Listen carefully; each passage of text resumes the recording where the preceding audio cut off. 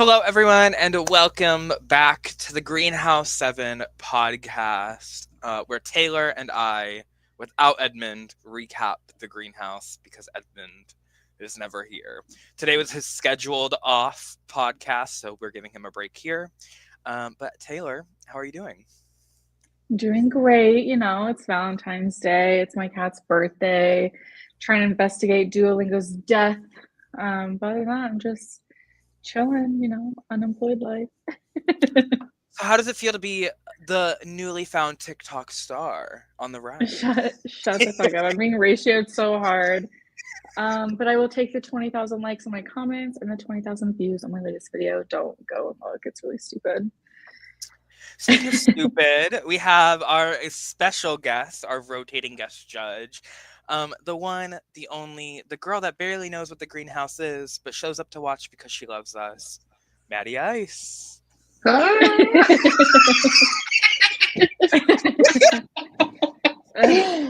dwarves, divas. They have energy. They have energy. I gotta go. Talking about. How are you? Okay, Girl, I know the video. Yeah, canceled. No one was going to talk about that until you brought it up, and you were nasty for that. I was being sincere. You all laughed about it. We can get into that. You almost got our episode canceled round, like episode 1. So let's not forget that. The PR we had to pull from your little stunt. That's why we had to take a break. I mean, publicity is good publicity. I was trying to help y'all out and do you a favor. It's okay. We blamed on Edmund, which is why Edmund isn't here and you are. You are. They got an upgrade. Sure. Speaking of upgrade, we're doing a 2-for-1 this week. Well, technically a 3-for-1. Normally we do just one round. We're doing 2, 3 people going home. Are we ready? Yeah, we had to give you guys time to miss us, So we're going to jump right in to the first round of 2, round 4, which was the double elimination. No Rose this week, but there is a new flower, the Nightshade, which anonymously nominates 2 players for a second special banishment. How do we feel about that? I love me an anonymous little power. But the problem is that I feel like whether we're watching on CBS or spoiler in the greenhouse, people can't keep it to themselves. But me, I would use that to be a Matthew Papa level nasty little bitch. I agree. I just don't understand why anytime there's some sort of secrecy, someone's like, let me tell my one person. And obviously they're going to go tell one person. And then they're going to tell their one person. And it's going to get out. And then, there's no point. And I felt like, we'll probably get into it later, it was set up so well for this person to go undetected, blame it on the one person they were trying to. By not putting them up, everyone would have thought it was this other person. It just had so much potential. So hopefully if it comes back in a later season, learn from this and zip your damn lips. Do we think there's a right strategy for how to use this? I mean, I feel like it is beneficial to keep it to yourself. For the majority of people, there are a few instances where I feel like sharing is caring, especially because this particular power was not safe. But how do you guys think you would have used it? Baby, if I'm Cody and my name's already out there, I'm running to Mackenzie saying, hey, sister, you're the only one I'm for real telling. Because if you don't put me up, I won't put up your little allies. I would do a little blackmail. He did the blackmail on the wrong person. Because I would be blackmailing Mackenzie, being like, if you put me up, your little friends are going to go up. But if you don't put me up, then you're good. You and your friends are good. Yeah, I think if he, like Taylor said, there's a couple instances where you should tell someone, that being one of them. He's already kind of a house target. So, sure, then use it to your advantage. But yeah, you told the wrong person and then it got out and then it had no power. So, what the heck? Kind of what Dylan was saying. He was like, I would go run to the sunflower. If I was only if I was a true ally with that person, and then we could kind of work together to figure something out, or if my name was crazy out there. But if you're not super worried you're going to go up. Pin it on someone else. Let the house go crazy. Let the chaos stir.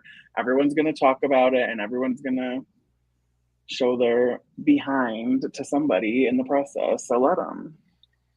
Yeah. And speaking of the chaos of pinning on other people, we see a little bit of confusion and, eyes lurking on some people because we had a couple people claim like really fast times who say that they did not get a power. Specifically, we had Mackenzie, Dylan, and Kai confused on how they won with the time. And then we had Dylan pushing floaters. What are our thoughts about this? Do we think, if you're going to lie about your time, I feel like you might as well say it's a lot higher than, don't even make it close. They're like, I got 8 seconds. I'm like, girl. Just the birthday boy. He want to make his appearance. Hello, Diva. Meow. But like, I don't get because Stephanie lied about her time. Like, she said like a different time, and like, granted, she still won. But it's like, why are you lying when you already won? Like, everyone like knows that you won, so you don't gotta lie about it. Right. Now you're trying to make other people look sus. And then when it comes back around to it, and they like for real calculate up the times and figure it out, they're gonna know that you're lying for no reason. I guess unless like they were all sharing their times before they knew results. And if that's the case, I gotta go to the bathroom, BRB. Like, I'm gonna wait until I know results or something, because then you're just gonna be caught in a mess. But if you, so I don't know. I think that's more of an issue of maybe wait to tell your time or lie about your time until you know who's won what. And I will give it to Cody. I think he's the only one who lied correctly. He said his time was like 30 something seconds. Yeah, until he didn't. I will say he was the only person to use the lying about time correctly, because initially, like, people were not looking at Cody at all for this. The eyes were to Dylan, the eyes were to Taylor. Yeah, I think those were like the main two. Connor too. But girl, everyone's gonna say Connor for literally anything. Connor's Connor. Let him take the fall. But speaking of, go ahead.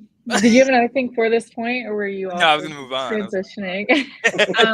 Speaking of Connor, Dylan also said to Connor that they need to have each other's backs, because this is a round that a big move could be made.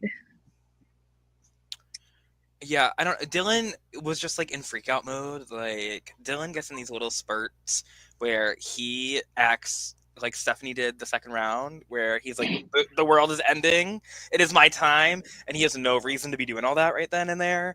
But I think Dylan was just like trying to overplay because he didn't know who the Nightshade was, and I think it could have really backfired on him because like he was just doing the most.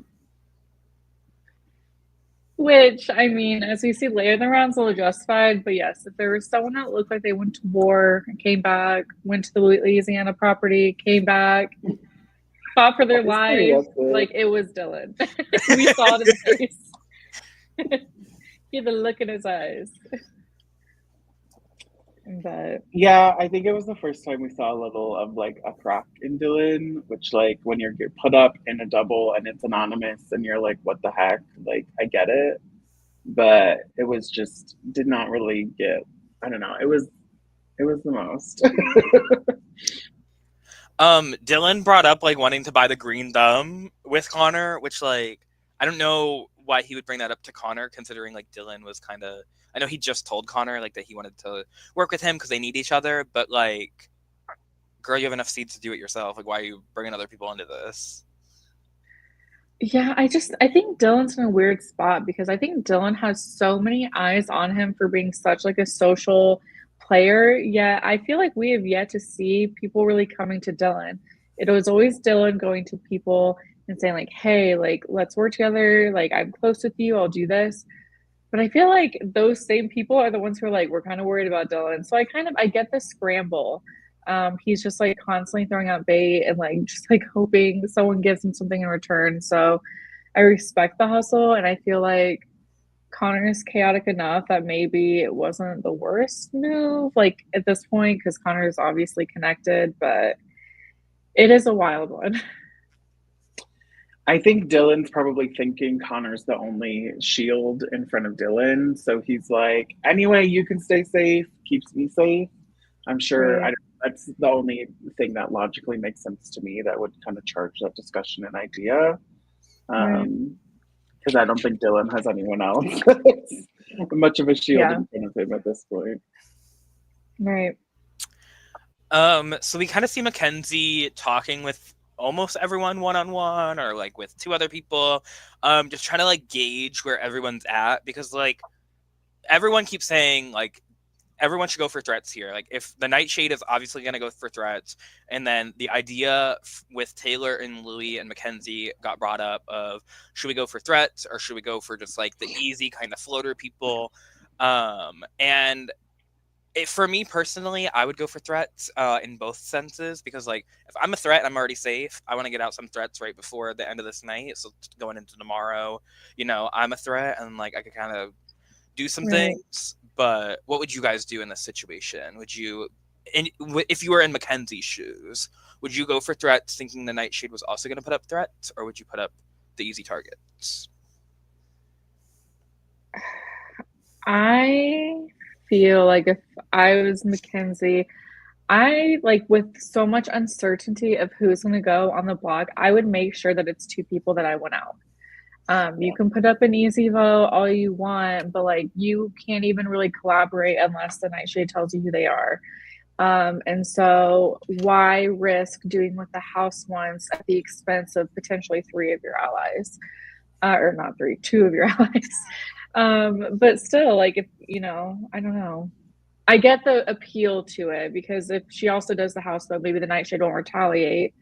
But I don't know. Yeah, I agree. I think there's always this rhetoric. I don't know if I'm using that word right. I have the worst vocab of like everyone's like, I'm, in power. I want to take a big threat out. And it's like, if everyone's doing that, and then we're just going to have these like non threats, floaters. I don't really like calling people floaters, but you know what I mean. Like at the end, As a and they're floater. taking up my seat. It depends on the gameplay. I mean, I guess what I'm trying to say is if someone's taking a seat from me in the end, that is just as much of a threat to me as these big house threats. Mm-hmm. So if I can get rid of someone who a lot of people want to take to the end just to sit next to someone who everyone thinks is an easier win, that is just as threatening to me as much as these people are saying, Connor and Dylan are threats. So yeah, if I'm Mackenzie, let me take someone out who I'm not really that close to because I'm not going to be able to work with them tomorrow anyways. So let me just get someone out that I'm not working with. And whether that's a threat or someone who is like an easy vote, like I don't really care. It's someone that's not going to work with me. Right. So speaking of threats, Stephanie and Taylor, the little duo that they are, say that Dylan and Mackenzie are good with everyone, and they're seen as kind of the big threats after Connor. How do we feel about that?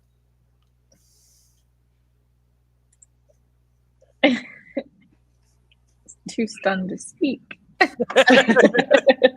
No, I'm trying to think. I mean, like they're right. I would say that those are like the outward threats. I don't think it's bad for Stephanie or Taylor to say that because whenever you're pointing people out as threats, they're going to be seen as threats before you. I don't know. I feel like it's a weird spot for Stephanie to be throwing names right now because like she's kind of cooling down from like the last blow up that she was in, but also I don't know if she's like in the best position to be throwing names out yet. And then I mean I think it's probably okay for Taylor because I think Taylor is also someone who's like growing on someone's radar. So I don't know. In the double eviction situation, yeah, let me just name drop everyone except myself. Where one of those names is in power.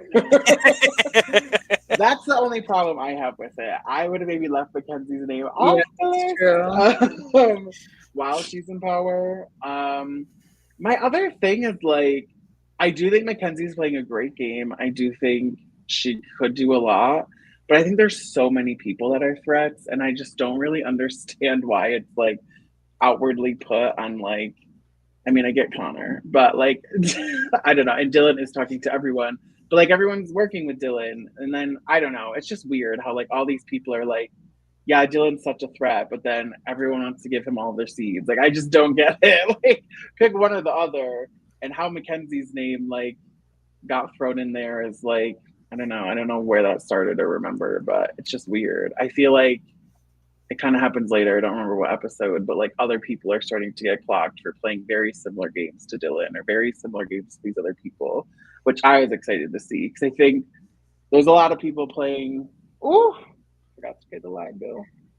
Very similarly, my monitor just went sleep mode. Are you making lighting in my notes? But you know what I'm saying.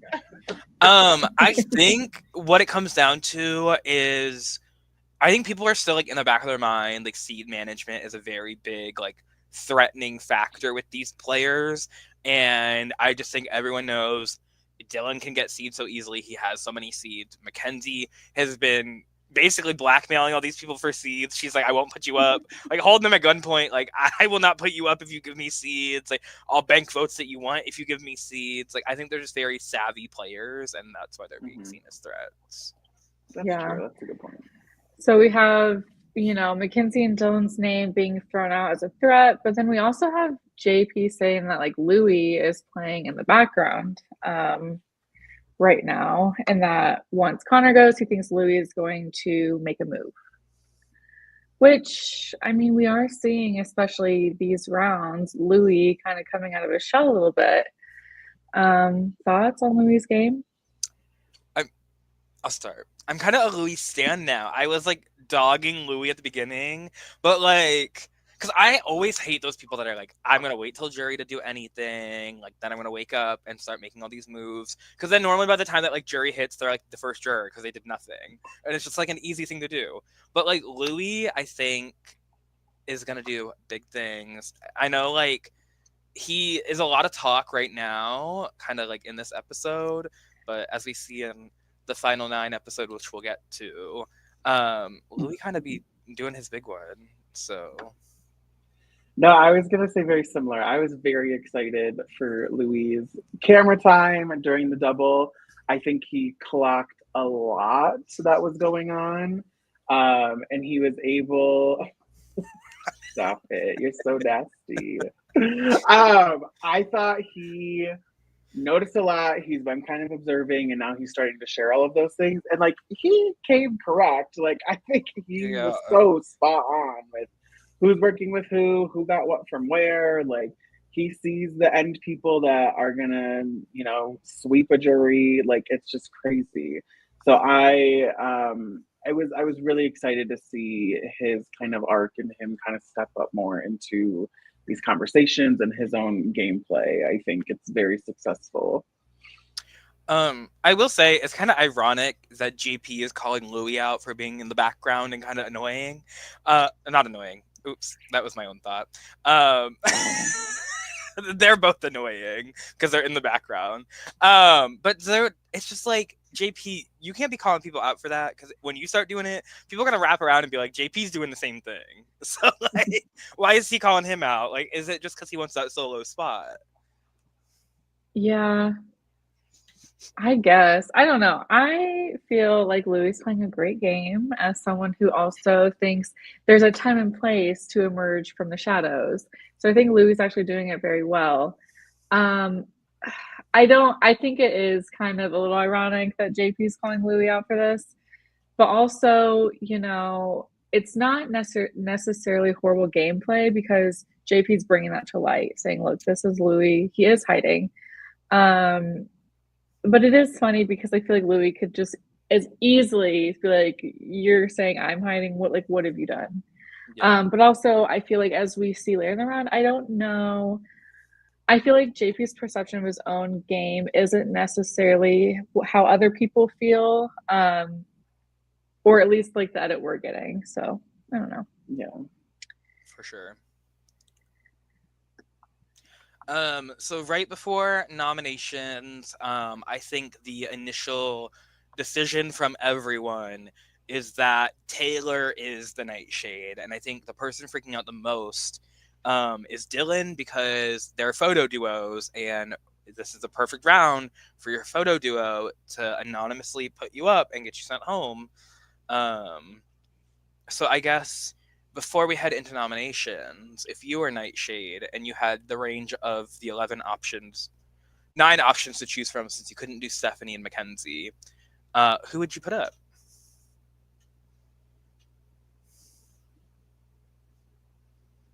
Would you do what Cody I did and put up Dylan and Taylor? Or would you make a different move? I think putting But both of them up was really smart. I think they were both kind of seen as like, good targets, or like people weren't really saying their names to go up as nominees. Girl, not again. But so I think it was a smart move. I think it shocked a lot of people. Um I think for me it would depend who I was like in the game playing with. Would have a big influence. But I think Cody being in the position he was, he kind of had free reign of everybody. Like he could. So I think for him it yeah, made sense. I don't know. I guess I would have to agree that it would depend on who I was working with and where I was at in the game, but I think there's a benefit to putting bigger targets on the block, but if I feel like I am like a bigger threat, I might try and put people who are in the shadows or break up a duo. I feel like there's a lot of ways you go about it, but like it has to be intentional. Like don't just throw up like two random people. Like throw up people and break them. I don't know. I would definitely take a hit at the side of people I wasn't working on.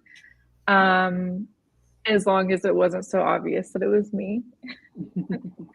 Try and do a little frame action while I'm at it. Yeah. So Mackenzie nominated Cody and Courtney, and Cody the Nightshade nominated Dylan and Taylor. Taylor, take it away on the next part. Like, do you want me to touch base on this or just Oh, jump right if into y'all it? want to, are we shocked? Like what? I feel like We're there's. not shocked. I No. feel like we talked about it. Yeah, I was gonna say that. So, so basically, this after noms are made, we start out with Connor and Louie wanting the Taylor and Courtney to be gone, and also to keep Dylan from buying Uproot so that they don't go up. And then we kind of get freak out campaigns from both Dylan and Taylor. I love the last night of the round, or like the last night of the day, or last round of the night. Jesus Christ, having a stroke. Um, because like you have the people that are like just going so crazy because like they haven't slept, they haven't eaten, and then you have the people that are just like so tired and don't want to do anything. So like when the crazies come in like at the tireds, like then they just like all start freaking out at each other. And I feel like this round it kind of led to mass freakouts of everyone because it's like some people just do not give a fuck. Like I'm safe now, and some people are just like, you need to care because I'm up. Hmm. Yeah, and there is just something so like you don't get it until you're there. There's something about the last round of the first night of Greenhouse. Like you are literally so delusional. Like I've played other games, I've had tired, but the tired from playing from like 7, 8 a.m. to like 11 o'clock at night is crazy.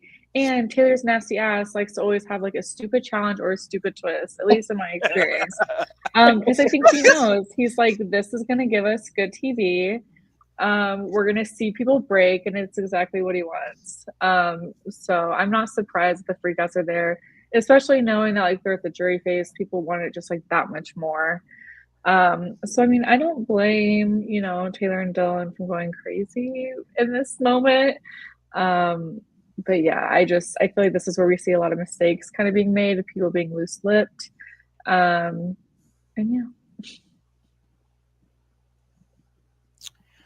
So, Taylor on his freak out campaign was saying that Dylan is the social and physical threat, whereas Dylan's freak out campaign is he's more upfront than Taylor is, and will just kind of say whatever is on his mind, and say exactly whatever he's going to do. How do we feel about those two pitches against each other?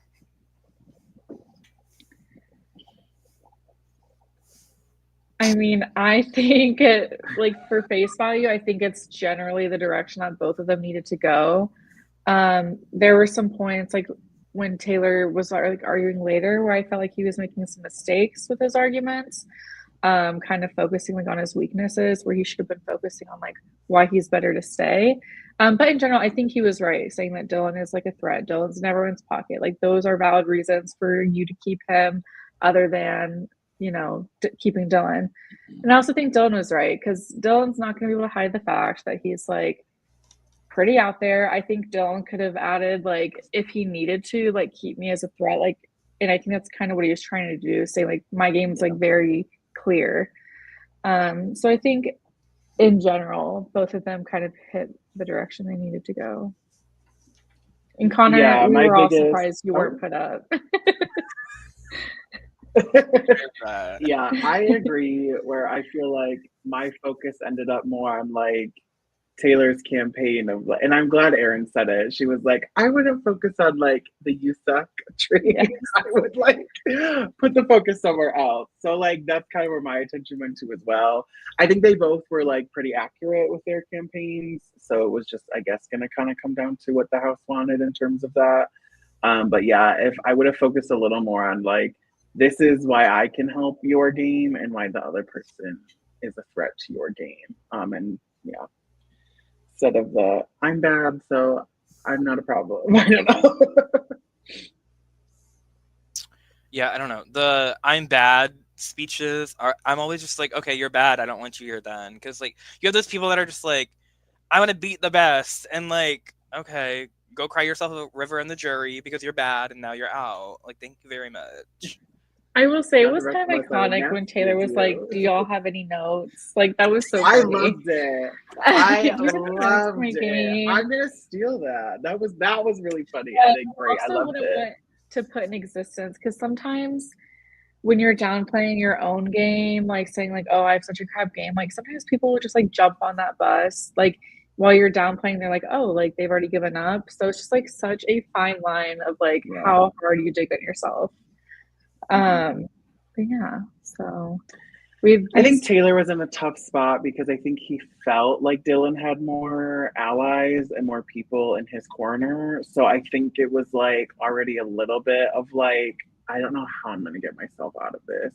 And so like trying to get the uproot was like probably his best shot over like campaigning against Dylan. And then when it didn't happen, it was just kind of like, dang. But yeah, I think where Taylor's campaign started and where it ended up being a lot better. So that was a quick turnaround, and like props to Taylor for that. But I think Taylor kind of saw the writing on the wall as soon as he was nominated, which was a bummer. But speaking of uproot, we see the fucking crazy unleashed. And we see not one person or two people going for it, but we really have three people trying to get uproot. We see Dylan, we see Taylor, and we see a nasty little Cody sneaking his way trying to get as well. What are your thoughts, I guess, on like the approaches each person had trying to get uproot? I think like getting the seeds or like why they were getting uproot or like the. I think we all know why they were getting uproot. I guess let's start with.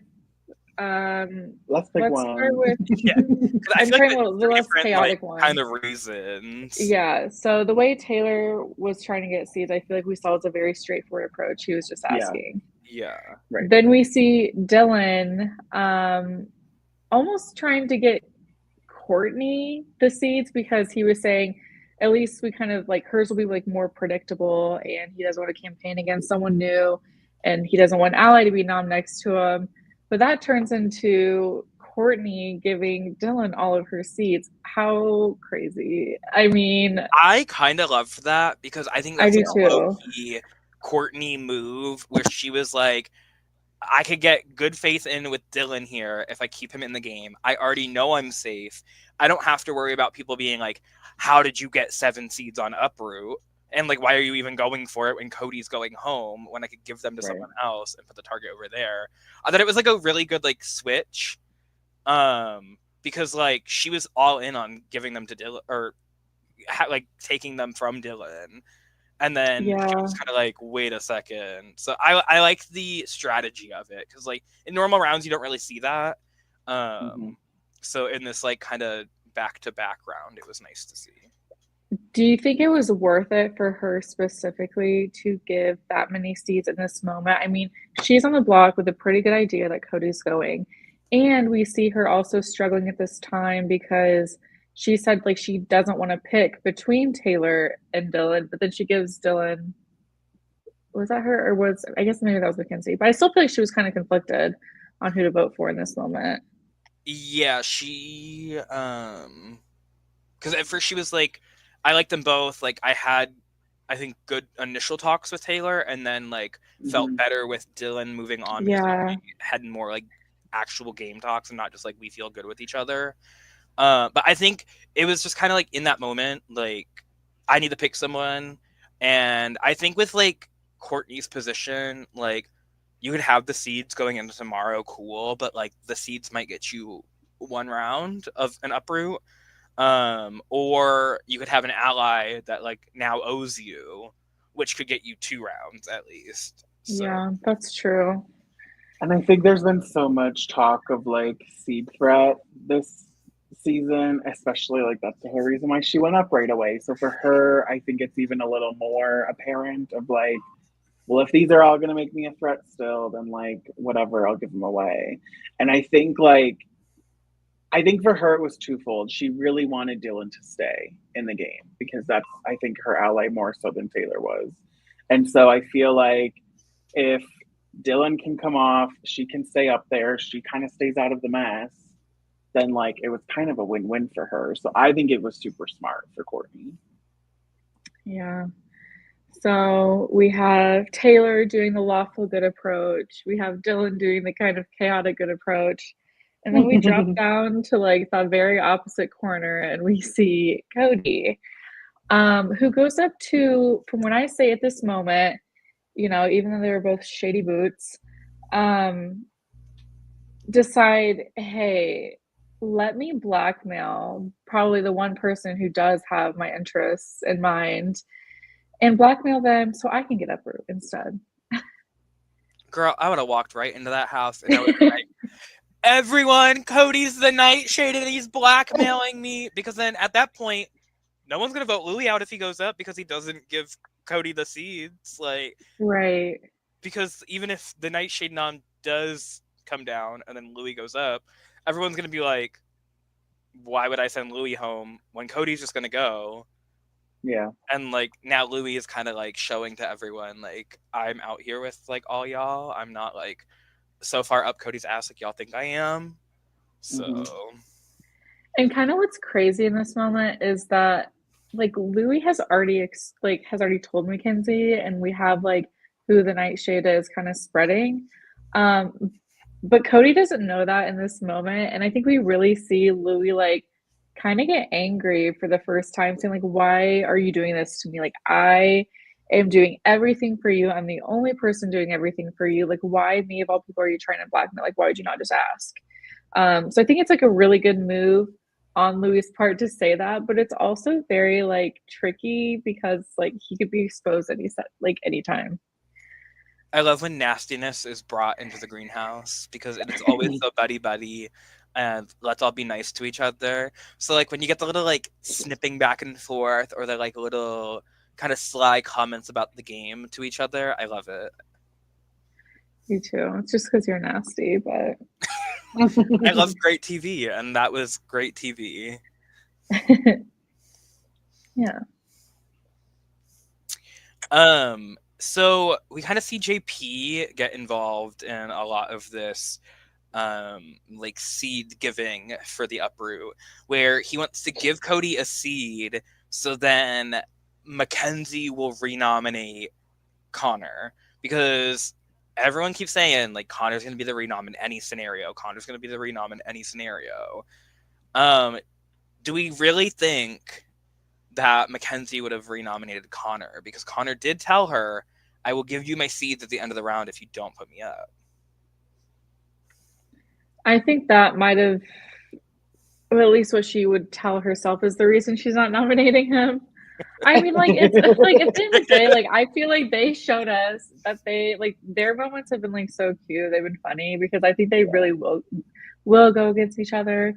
But you know, I feel like she wasn't gonna nom him, and then the whole offering a seed would give her a reason to not nom him. And if people started questioning it, she could be like, "Well, he offered me a seed," and might turn into other people offering her a seed. So, I don't think Connor would be the renom. And I also am surprised that JP was willing to give it to Cody. I guess just because Cody's such public enemy #1 and JP doesn't really know where he's at in this game. Like, of all people to give a seed to buy trust with or buy favor, I was a little bit surprised that it was Cody. Yeah, I think JP just was so focused on like, he was like, I had my wake up moment, like I need to start making a move. And he thought like going for the house target public enemy #1 was like the giant move that he could claim, which I would disagree with as a juror, but cool. I think he was just so tunnel visioned on like that specific piece of this. And he was like, I need to get something on my resume. And that's what he Right. thought, which is weird to me because I feel like Connor is such an ally to JP and like Connor knows he's like going to be on the out, so why not like use that to your advantage and keep him closer to you, because over half the other house is not going to be that close to Connor, and Connor's not going to be willing to save them. So I feel like it was just like kind of a weird angle from JP's perspective. I probably would have focused my attention elsewhere, but I think he also still is trying to play very middle, under the radar. Whether he knows or agrees with that or not, that's what I'm getting from the television. And so he ends up giving like one to both people. So it's like he is playing both sides and like being that middle person, whether he wants to or not. That's what his actions are showing me, at least. So yeah, it was very odd to me. And I get being a middle person. I think there are pros to it, but giving a seat to both noms is, I feel like, such a waste. Yeah. Yeah. Like, you just are like, it equals out. Like, you're not helping either. And now you lost more than the noms did. Right. They gained that, and you lost it. Like, why are you doing that? Yeah. Like at least give 0 to both. Like, it doesn't change anything. Yeah, there are ways to equal to both or 1 to both. The end result is the exact same. And other than now you are out 2 seeds, which hurts yourself. So, maybe that's almost an uproot for yourself. Right.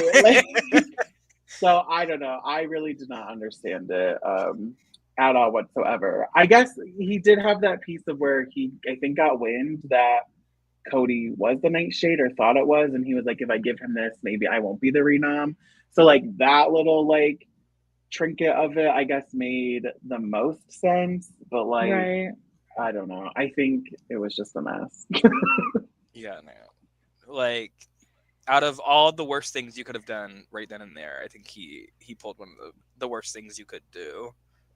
And and if the pot wasn't already stirred enough after this, we also see Connor trying to make Taylor, right, believe that he has a chance to outbid Dylan and Cody now.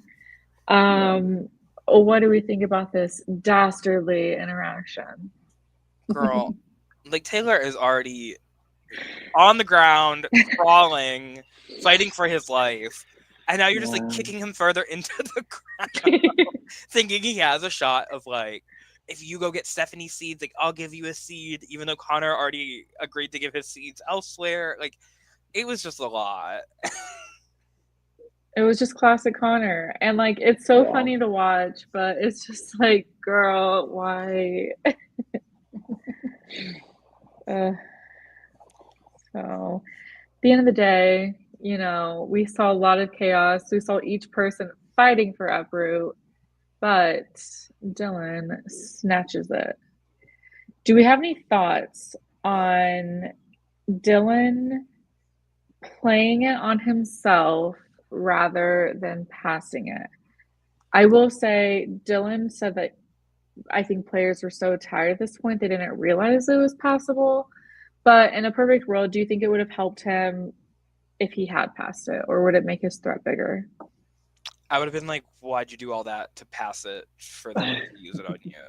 Like, I'm all for, using the strategy of passing the uproot and then like using it, because like season 6 really did their big one over there, passing it and giving it to other people. But I think in this round, if you got all these people fighting for it, half the cast is already on the block, I'm gonna take it and go. Yeah, I think, well, part of the reason he won it publicly, people were walking in from outside. Um, and it's just like, JP, you're giving me the last seat I need, right? JP, you said it? Everyone, yeah? Okay, like that was a mess. I think, and I do think that ended up really screwing JP over, which like I feel bad, but like wow. But if I'm Dylan and I'm getting it, I think that whole outburst of like publicly letting everyone know where he got a seed from is not normal for him. I think he was just so panicked of like, I'm this close, someone outbid me, a lot of seeds are out there, like I just want to get this for myself and save my own behind and get out of here. And I think for Dylan that made sense in his position. I think because he is talking to everyone, I have no idea who his true allies are. I don't even know if he knows or cares. I think he's just like insulating himself with everyone. And so for him to like show his cards on who he trusts the most to then turn around and save him, I think would hurt him more than like putting good faith in that other person. I don't know. I'm going to take the opposite stance, I think, because if everyone already thinks he's friends with everyone, who the fuck, like, why would it hurt him at this point? Especially if he just accidentally exposed JP. Clearly, passing it to JP would have done some wonders here. Girl, and then JP would have been like, I'm not using it. I don't know why you're giving it to me. I don't know. I don't know. I don't think JP would have done that to Dylan because they did have like a pre-existing relationship. And if he truly wanted Cody to stay at the end of the day, I think he would have not given Dylan so much time. And so I think he would have paid on Dylan. So I get why he didn't hand it to like Aaron or someone else. Well, I guess Aaron's safe, or no, she's not. I don't know. But I just think there's no harm in passing it. Like I do, but I don't. It's a messy fucking round. Just pass it and make two of us safe. Because like they didn't know, or like they only had suspicions who the Nightshade was. So then I don't know. JP gets renommed. And Cody said he renommed JP because he wanted to get the suspicion off of him that he was the Nightshade. Because why would I nominate JP after he just gave me seeds? And all I gotta say is, what the fuck? You did so good at the beginning, putting up Dylan and Taylor. You had the formula there; it was perfected, and then you just like everything that could have went wrong for your nomination process went wrong. Like, if you're gonna sit there and nominate two social threats, two big targets, which I don't think Taylor is like as big of a target as Dylan in this exact moment. Like, you can't put up JP next to them. Like, I'm sorry, like the rankings of that is just not even. And I don't know if he was doing it so then Taylor would just for sure go home, or if he did it to spite JP because JP gave Dylan seeds and he was just like, well, JP could go, I don't care. If I remember correctly, I'm pretty sure Dylan said he had asked Cody like after the fact. And that whole like hearing him say it played no, like I had no weight into why JP was nominated. Bad move for Cody. Like, you are public enemy number one. Like, you basically just were you were potentially pulling your ally with you. If you like truly thought there was no world where they could go home, maybe, I've thrown a vote on an ally before just if I knew they weren't going home, but like this was such a weird round where I feel like he didn't know. Like, the votes are limited. Like, why risk it just because you don't think people will find out it's you? Maybe you already told someone, so you should never even assume that at this point. And of all people, like, you're telling me JP was the one person you didn't think could be tracked back to you. Like, he just gave you a seat. Like, it was you're blackmailing one ally, nominating the other. Like, painful to watch. Yeah, that's the part I don't get is like JP would have been like one of the last people I would have nominated if I didn't want it traced back to me. Like, put anyone else up. Like, if he really wanted Connor to go, put Connor up. Like, everyone already knows it's you. You have to know. Like, the way people are talking to you and the way people are coming up to you, being like, I'm very sure in my mind that it's you. Like, read the room, sister. Like, it's just I don't know. I don't know if he knew that it had got out at that point or that happened after all this renom stuff, but like, I don't know. It's just that was a bad pick for him to renom JP. Yeah, can we talk about that moment though? So we have Dylan coming up to Cody Girl, and she felt saying herself that this, moment. and I'm Cody's fake. like, "Why are you saying this now?" And Dylan's like, "Baby, I'm fucking safe now. Why would I hold it back?" Yeah. Yeah. We're And talking about then they're And you're going going at it home. a little bit, and then JP walks out, which JP and Dylan have already talked in this moment, and JP's stressed, so Dylan told him literally what to say, and JP comes out with his little notebook and word for word says what Dylan tells him in front of Dylan, but also in front of Louis, and Louis is the one who told people that the nightshade is him. So like I remember looking at Louis and I was just like, he's gotta feel a little nervy in this moment because he knows that like Mackenzie knew, and like I guess he doesn't know exactly who they told, but like he doesn't know if they're gonna name drop him or not. So Mhm. it was just crazy, and I will give it to Cody. I think he handled himself in a confrontation the best he could, but damn, like the consequences of his own fucking actions were catching up for sure. I think Deny. my favorite part of that whole kind of like fight was when the camera would turn and you Brady and saw Oscar. Brady. Yes, you saw Brady freaking out, and then the other camera, you saw Oscar going, like looking We over, had like, so oh, the oh. camera is like down here. Brady's just like, like, Mama, that's at the ground. It was Like that's funny why they had because to like change the Oscar was angle. like looking through the bars, and Brady's like, Like, it was you know, crazy. Oscar ran to text Taylor, this has to go in the edit. This has to go in the edit. For sure, I for love sure. when Dylan goes, and we have after the word for word quote goes, and we have not talked about it. They showed them in the bed talking about it. Oh, that was so And funny. Cody's like, this is just getting a little weird. Oh my But yeah, god. I mean, Cody did. I get like, what else would Cody have done in that moment? I don't know. So I think he did what he had to, but Put up anyone else, child. yeah. So And then Louis just like, not me. Right. we see Kai going to Stephanie talking about um, Kai getting both of her votes blocked because this round, since there are two eliminations in one, Stephanie has to block one from each. Um, do you think it's smart for Kai to have both of her votes blocked? Because that's a lot of power in one round. Or do you think it's not that smart? It's something that maybe like Kai has just like a miss with her words. So I feel like if anyone can say it, it's her. But to me, it's just something you got to say lightly and not harp on because people are be like, why do you want both votes blocked? And like in front of Courtney, who is a nominee, like Courtney's like, why do we want to do Save that? me, Like, no, I girl. want like save me.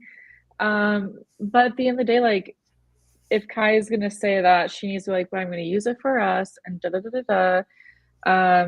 So I mean, maybe the right people to say in front of because those are her allies, but I just wouldn't want that target. People are worried about seeds. They know how many banked votes she No. has. Yeah, it just seems like a lot. I would have been like, don't block me for Courtney's vote and block me for the other one. Yes. Like, and then like give the other one to someone else so it's not like all the attention is on me. I can vote in the easy, everyone's against Cody vote. And then, yeah, do whatever you want to do with the other one. That's what I probably would have Yeah. done. Because I don't, everyone already knows she has the one, I think. And now she's going to have three. Like, that's just a lot. And I don't know who else all has them, but it's just, that's a lot. And it's all at Yeah. once. And it's a public thing. I don't know. It just seems I think, too start much. with one in front of the Yeah. group, and then you pull your good sis Stephanie and be like, listen, if no one really wants their vote blocked and you think it'll help us, just block mine for both and I'll use it for us. But I feel like if Yeah. you're asking for power, you have to be so ready to show people why you want the power.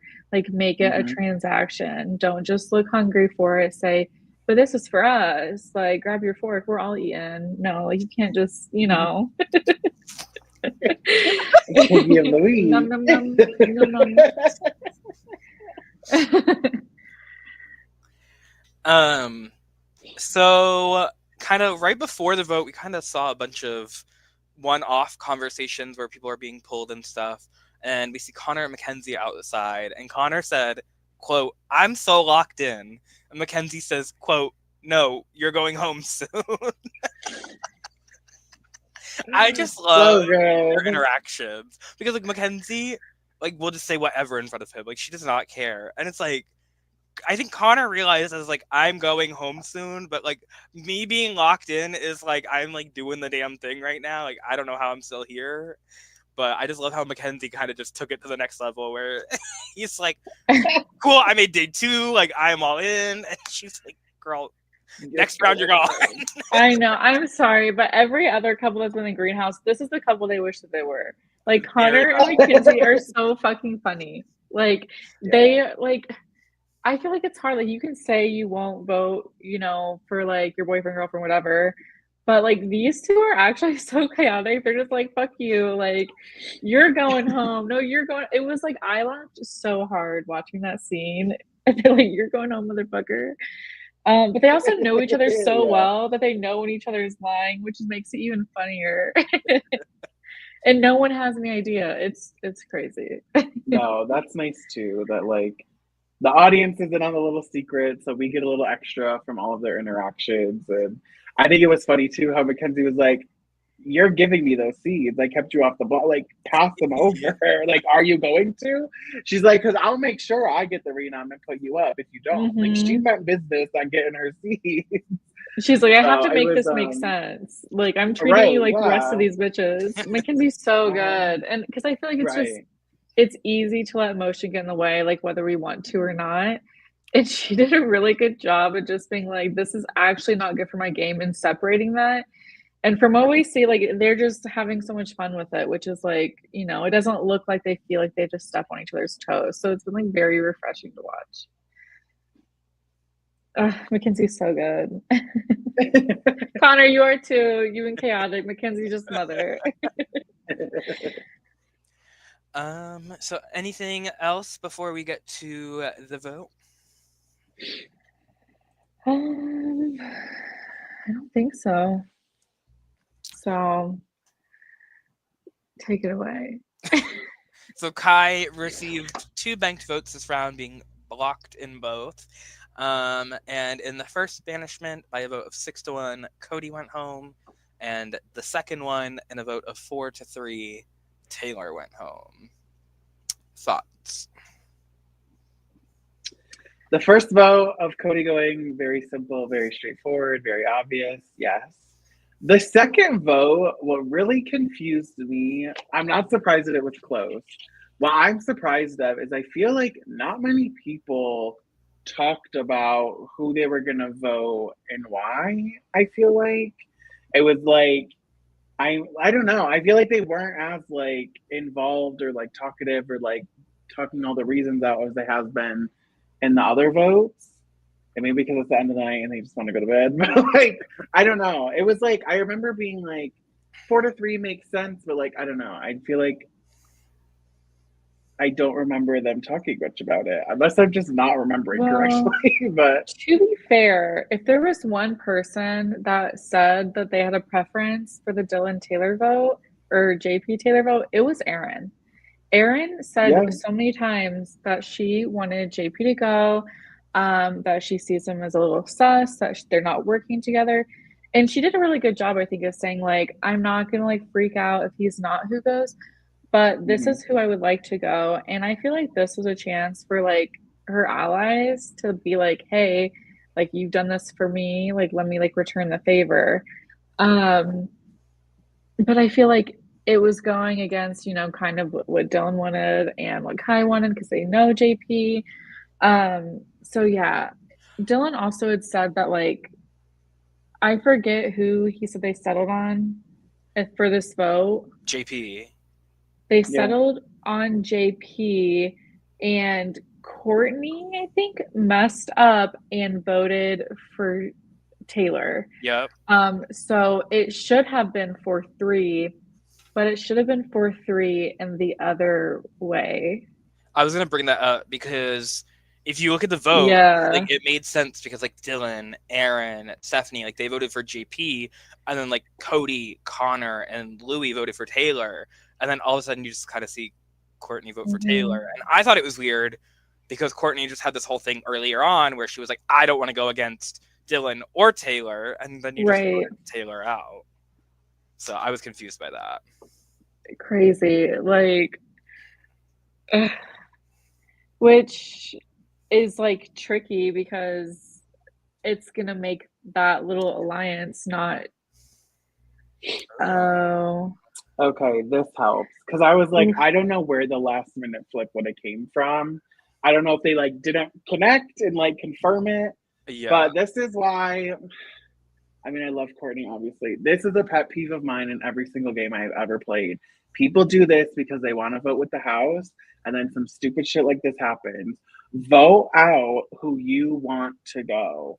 I don't, I mean, I'm less caring about being in the minority, I think, than a lot of people are when they play.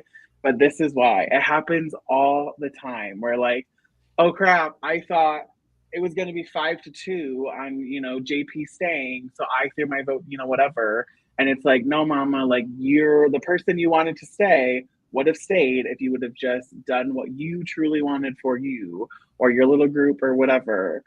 right. So thanks, Aaron, for watching and because giving us the tidbit in the comments I because watched that is an issue for me. I watched a Big Brother game and it was week 1, and literally the vote was 6-5 when it should have been Yeah. 11-0 because so many people felt bad like this and wanted to throw a vote and they almost flipped the vote on accident. So vote with your heart, or no, don't vote with your heart. Vote with where you went to vote, like your head, your brain, not your heart. Literally. I'm Send just them thinking about bitches the to Kiara vote from hell. season 6 where I thought I was like a deciding vote and then it was like unanimous. So then I was just pissed. Right. She wanted to throw another But vote for her moment. yeah, of course. She thought she could have. So for kind of the end of day 1, we see like a Kai little confessional and then a JP little confessional. And then Mhm. you kind of see Kai and JP talk. And JP thinks that Connor and Louis voted him out, and he wants to fly trap Connor tomorrow. Um, every time I try to go around to maybe supporting JP, he gives me horrible reads, and I'm just like, give me something for more than half a second that like is a good read, and I could like stand you. So We love JP, but the perception is crazy, and it's easier for us, of course, to say it from the outside. But man, For like, sure. not even, it wasn't even like a 50% accuracy. Like, JP was just like completely wrong. Jesus. And we're Yeah. going to see this trend, unfortunately, continue into the round with some of the strategy that JP wants to do. We'll get into that. But because JP thinks that Connor and Louis voted for him, JP's like, like I just got all these seats back. What are we thinking about this fly trap? And that's like exactly where the episode ends. So I think we know that fly trap is on the brain, into the horizon. What are your thoughts on this? Do we think we'll see this here soon or what? I mean, I've been saying it's about time for the fly trap. I think it's like normally mid-season the fly trap happens. We're coming on mid-season, which is normally like a little later in the season just for more like the bigger cast sizes. So this is about the time that it normally comes out. But I mean, with all the seeds that everyone has now, like it's bound to come out. Like, and with all these big personalities going back and forth with each other, like something's gonna happen. You know, we really shit on them for like being so worried about the seeds in the beginning. But here we are, like, where did all of these come from? There's so many in the game right now. I mean, I don't get the round 1 hate on all of them because, like, okay, cool, you have like 3 seeds. The fly trap's like 100 seeds at that point. Like, give it a few rounds. Maybe we should have judged them less because look where this got them. But now we're jumping into the next round. It's a new day. We see some new fits. I don't know if either of you watched any of the day 2 interviews. I did. We don't have to get too crazy into it, but I think it gives us a good precursor to like why we're seeing some behaviors. And I will just give my quick summary. People want to target Dylan, Mackenzie, Kai, and the fly traps for sure happening. So I think it's really interesting because we're seeing some of the players that we've loved watching who people have not been saying their names, and now everyone's extra hungry. No one has slept except Aaron and Courtney, who look amazing. The rest are jump scare. Don't do Kai like that. She dressed to win. Kai looked so good. Fly as fuck. I'm so sorry. I'm so sorry. Kai looked amazing. Her makeup was so good. And she said she brought her makeup. I'm like, the makeup already looks fire. Well, she said she brought it in case she needs to do a little finale glam. That's true. Ooh. And what's even funny was like, I was like, this fits good. And then I saw it was a dress. And I was like, okay. Okay, I'm so sorry. I'm on lack of sleep now. So, no, all the mommies look good. Yes. Yes. For sure.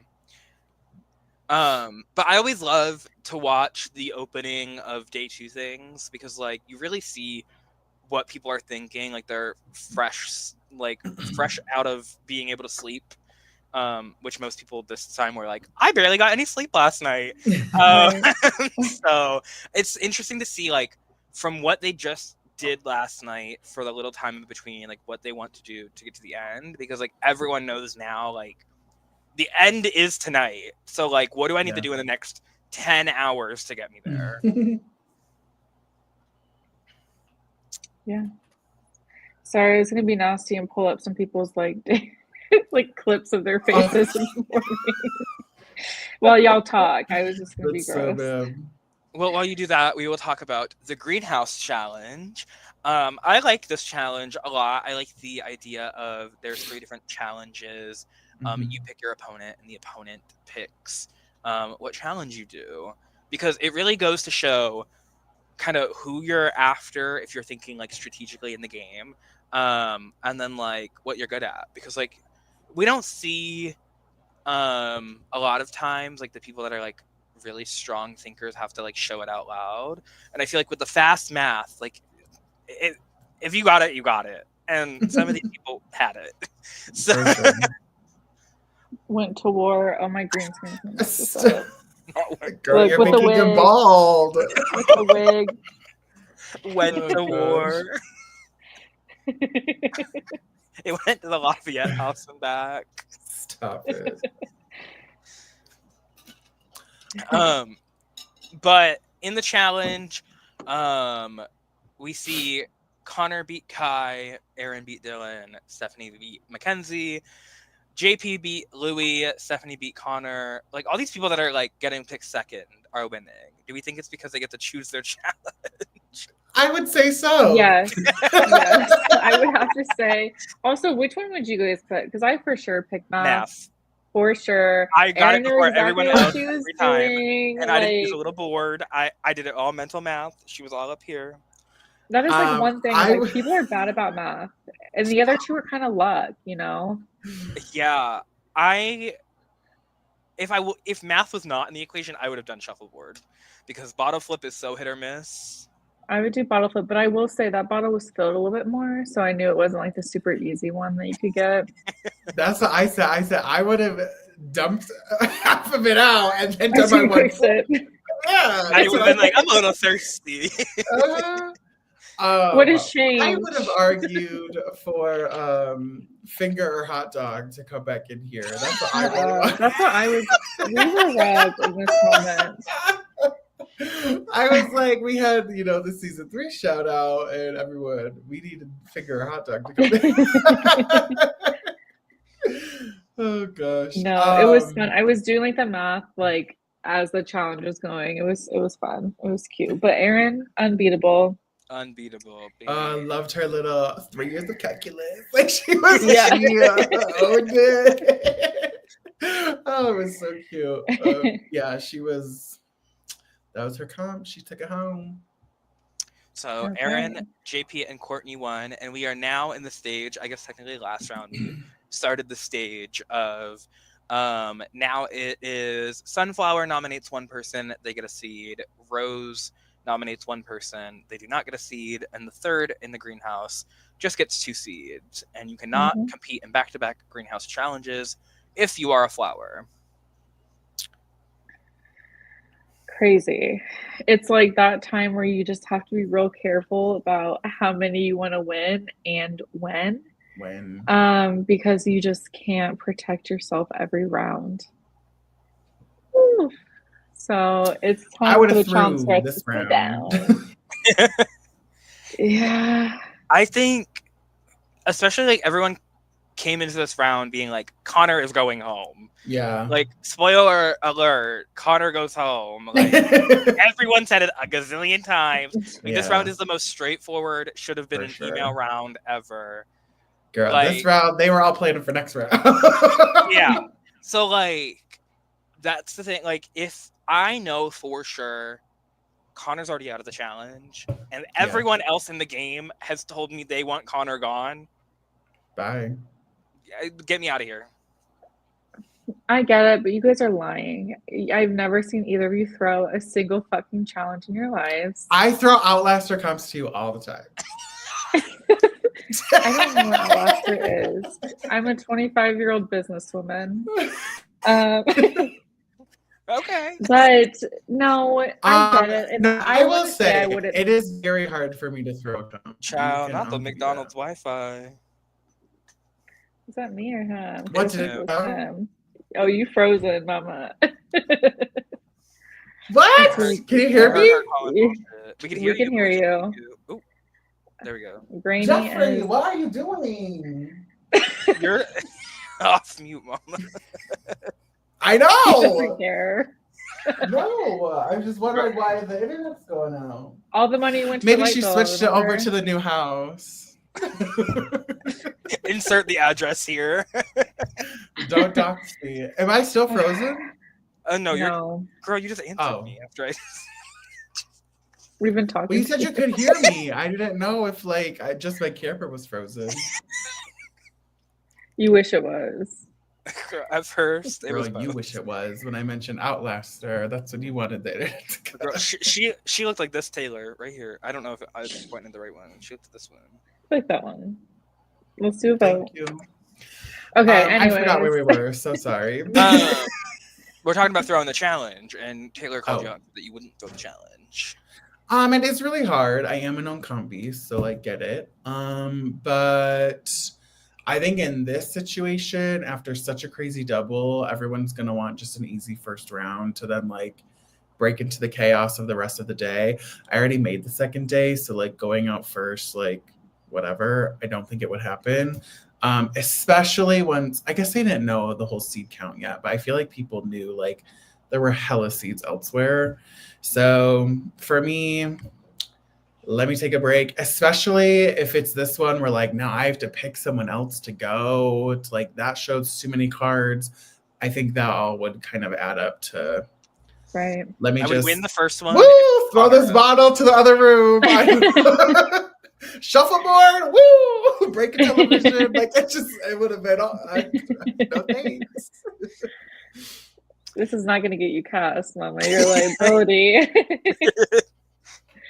Okay, so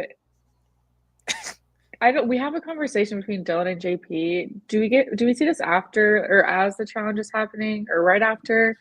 It's after. So we see Dylan and Kai talk right before, and Dylan's like, I need to tell JP to tell everyone to pretend or to have JP pretend that Dylan voted for him. But in actuality, Dylan did vote for JP, but he doesn't want JP to know that. And then Dylan goes and tells JP, and JP immediately is like, oh, I know it wasn't you. You're so good.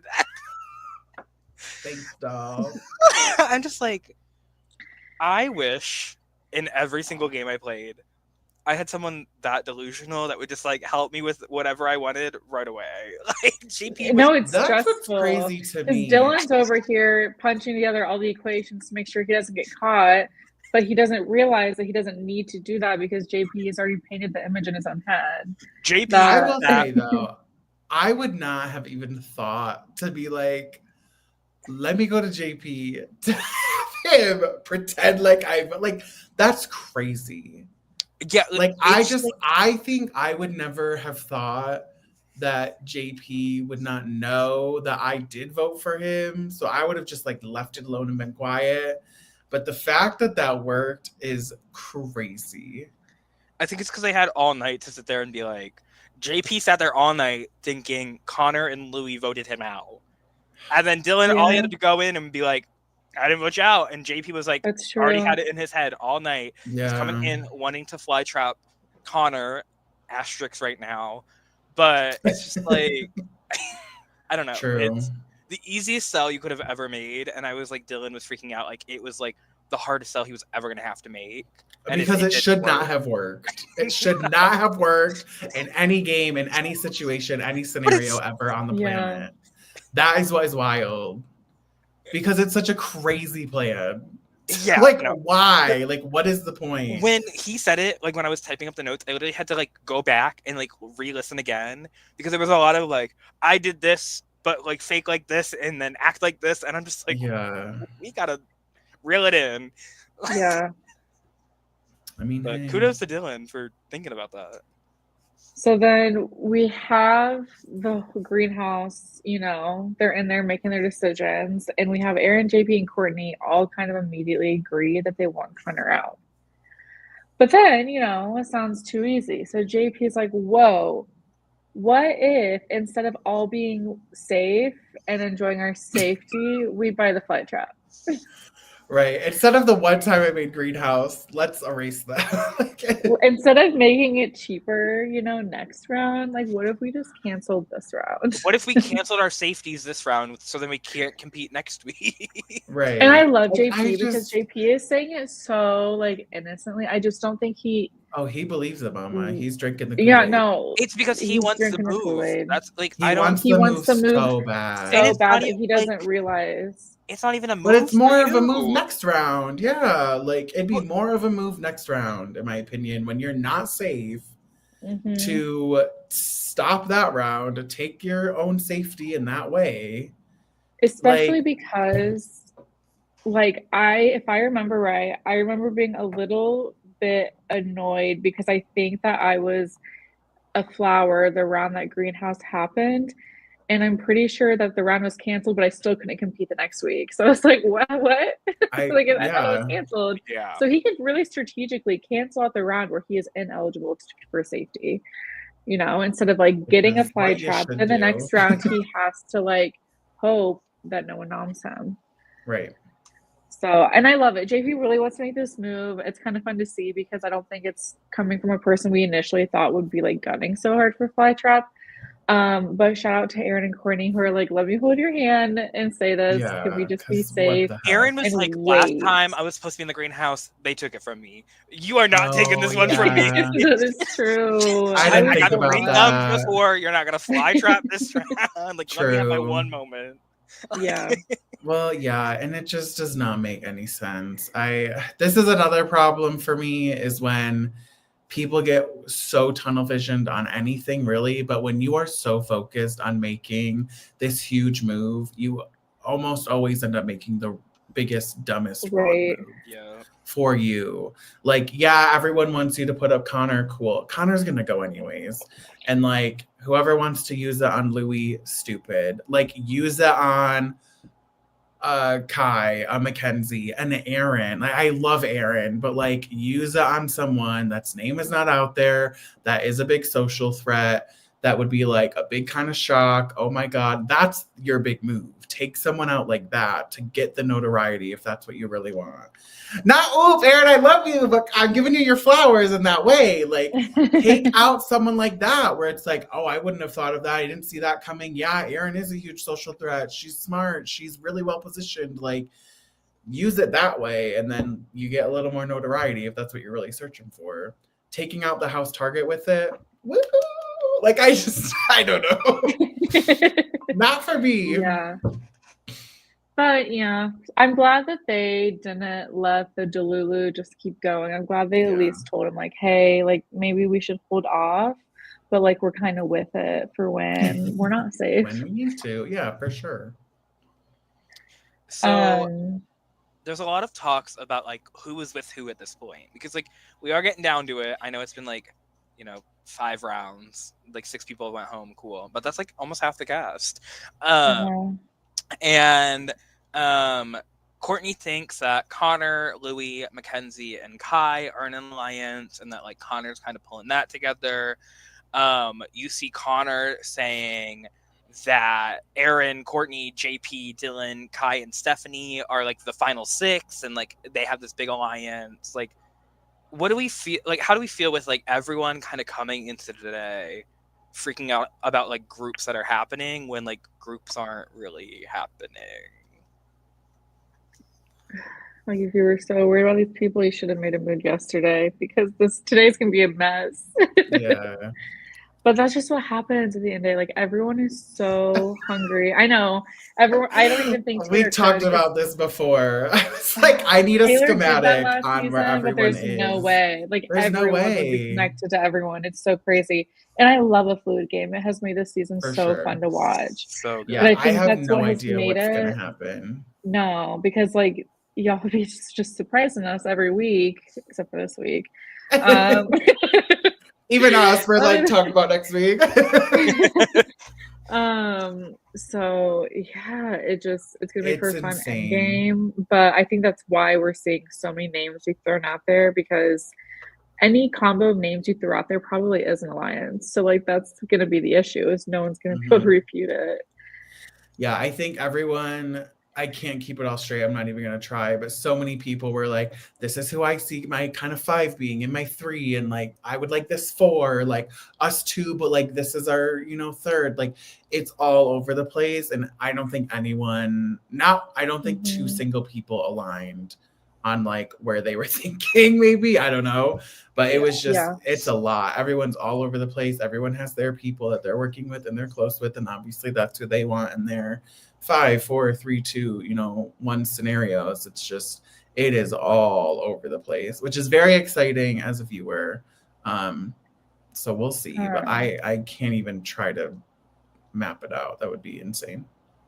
And then of all the alliances, we kind of see Mackenzie and Stephanie have a conversation. I feel like too, we haven't, if maybe ever, seen like a room alone together.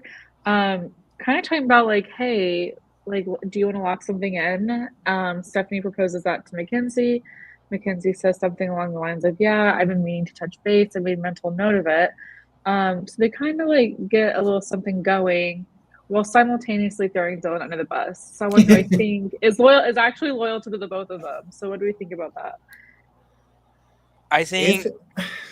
Go ahead. Yeah, I don't know actually. I think Stephanie is kind of in her round 2 era right now, where she's not gonna cry. She's not gonna cry, but she's like running around trying to like figure out what to do, because like you could tell she's really nervous about like her position in the game. And like she goes to Dylan about it, she goes to Connor about it, like she goes to so many people about it. And I just think like in a game that has no like actual alliances, like there's like little deals here and there, I think she's like really worried, because like every season of the Greenhouse before this has had an alliance like that has been like kind of from the beginning, that's kind of ran it.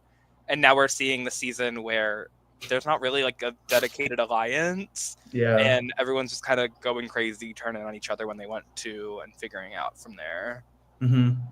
Yeah, maybe that's it. I mean, I think if I was in her position, I would be freaking out too. I think she's very rightfully clocking that everyone's giving me the we're good, but like no one's like, I'm like, where are all these seeds coming from? Like, I think Stephanie feels like now that, I mean, Taylor left, so like Dylan, I think, was kind of like her next closest person, I feel like, maybe. And he would like didn't tell her where all these seeds came from. He had what, 7 seeds for Uproot or something. Like, she's like, no one's telling me where this stuff is coming from. And then she finds out way after the fact, after everyone else does, that the seed count was bought. Like, she's finding all this stuff out last, you know? And so good for her for picking up on that as a clue of like, I've got to start making something happen. And for her, you know, and Mackenzie to have that conversation, I think will be beneficial to her.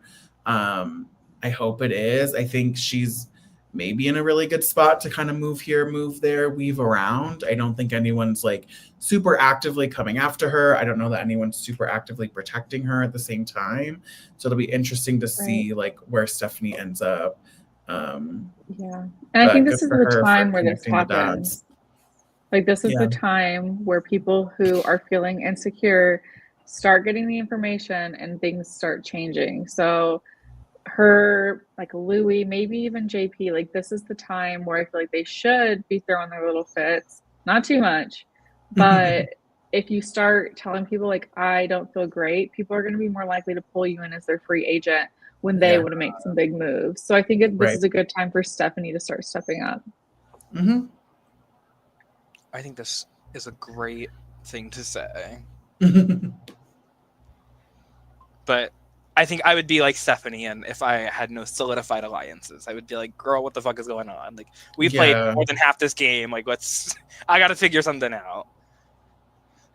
And speaking of wild cards, we have Stephanie kind of doing her rounds, but we also have Dylan saying that he thinks Aaron is a wild card.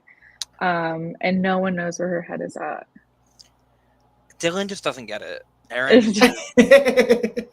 Aaron is playing her game without Dylan. And she knows exactly what she wants to do. Like, she's literally in power this round. Like, why are you throwing out her name? Yeah. Like, please tell me that. Like, I get like your like nudge for next round. Like, let's look at Aaron, but not while she's in power. Like, you could go up. Like, Connor's the main target, but like Dylan, you could just so easily go up and everyone be like, we'll get Connor next. We'll get Connor next. Right, yeah. Yeah. I feel like now is where we're just seeing like a lot of names get thrown out, a lot of final 2s, a lot of final 3s be pushed. But outside of that, we have just with everything going on, we see Courtney getting a seed count to just be like, all right, before everyone gets too crazy, let's just see what the numbers are at. Yeah. Do we think that this was a good use at this time? Yes. Yeah, perfect time. I think if you want to go into day 2 and do anything, it is by a seed count. Because like everyone's not starting at 1 today. Like and if you aren't taking notes from the stuff that happened earlier, like you're not gonna know how many banked votes are in the game. You're not gonna like know who used seeds and when. Like, and I feel like if you get the seed count immediately, then like you kind of have an understanding of where everyone's at. And then like she even mentioned buying like another one for the next round to like see kind of what changed, because like that could clock people too, because like if someone gives a seed on the side and you wonder where Dylan got his 7 seeds, you could catch where Dylan got his 7 seeds. Right. Taylor has said this. He says he thinks that seed counts are a very under-purchased thing in the game because no one wants to drop 1 seed, you know, because like you need 3, and if you don't have much. But I do think, I do think it's powerful. I never got one, and I do think people tend to see it as like a little. That's 2 rounds. That's 2 rounds of seed count. Yeah, that is. Like, one more and you might have through. They're like, what does it do? Like, I'm wasting a seed, but like, I don't. Power, and especially, I think this is probably one of the most strategic, whether it's meant to be or not, like a very good timing for it. Just because it is day 2 and Flytrap is on the brain, and you are the only person with this for sure information. If you use it right, you can really gain some rapport. Especially in this, like, you could backdoor people situation. Like, if you have the seed count and you don't tell anyone about it, and you, like, there's, like, 2 set alliances, and you know that Taylor Gaby has 8 seeds and she's going to buy the Flytrap next round, you're going to try and backdoor her and hope that she disperses the seeds between some of her allies or even Right. some of your allies in hopes that Mm-hmm. Taylor goes and then those seeds are split up and aren't going to be together again. Right. Mhm. But speaking of Flytrap, JP goes on his little rant again to both Kai and then to Dylan, where with Kai, they talk about wanting to Flytrap Dylan or Mackenzie because they are like the big threats in the game. They're the most obvious. Like, it would be a great big move to make. But then JP turns around and goes to Dylan and wants to Flytrap Kai because he doesn't want to play anyone else's game. So I'm confused how we got to where we were, because like he wanted to fly trap Connor, and then he wants to fly trap Dylan and Mackenzie, and then he wants to fly trap Kai. It's not making sense to me. It could turn back on JP. Like, you can't just keep throwing out all these names. I mean, maybe you can, that way, like, for when you need to get seats, like, people are gonna be scared and give you some, but it's also a dangerous move, because if everyone thinks that you want them out, you get fly trapped, or you're gonna get nommed really quick in a future round. I'm almost wondering if this is a case of just like whatever is the last thing said to JP is what is law to JP. That's what it sounds like to me. Yeah, it's not what I would love to play with, but that's what it's seeming like. To where, you know, he has this conversation he sold, and then he goes here and he sold, then he goes back here and now he sold on this. Like, and yeah, maybe just take a minute, really gather all that info and figure out, okay, who truly is the best person to go. But if somehow these 3-4 names get out that are potential people you're willing to fly trap, you're going to get the one fly trap, sis, because no one wants you to have it. So it's just, I don't know. It was a little all over the place. I wasn't sure why or what either. JP's focused on that move, mama. I don't know. Yeah, and so we have a lot of talk about the fly trap, but we also have something that we tend to see in every season that who knows if it's ever worked out. I'm going to take a guess and say no, and that is a girls' alliance. They realized pretty quickly today that there are, you know, a lot of women. There are more women than men, and we get so excited to see it. But you know what? If it's not a man saying that there's a girls' alliance, it's a girl destroying it. So let's talk about the girls' alliance. You know, I would, in a dream world, if I had to make a final five, the girls' alliance.